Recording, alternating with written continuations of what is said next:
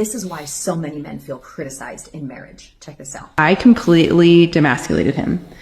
Nothing he did was ever good enough for me. I wanted it done my way. I wanted him to do it my way. So what this woman is acknowledging is what we call moralizing preferences. She had a certain thought process or standard on how certain things should be done or handled within the relationship, and she made it right, and thus she made him wrong. So why do women so often make their way right and make their spouse wrong? Because we moralize our preferences. We assume that because this is what makes sense to me, this is what should obviously make sense to you. I hear what she's saying, but it's way deeper than that. It goes all the way back to Garden of Eden.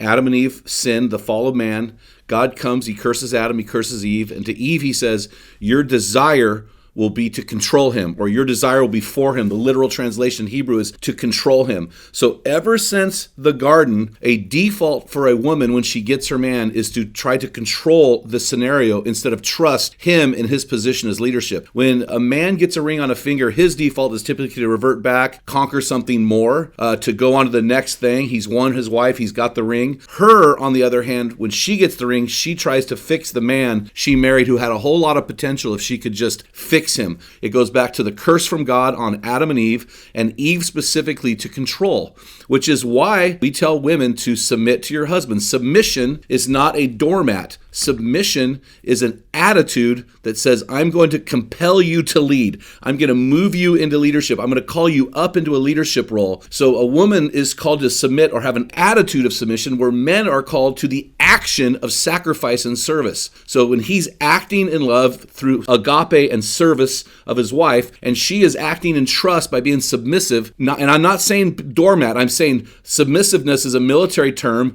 that talks about hierarchy. So she's under him, pushing him up to the next level. She's not sitting there under him like a doormat. I agree with what she's saying. Her response goes back to human reason, and we're talking about the Bible. So we've got to go one step further back.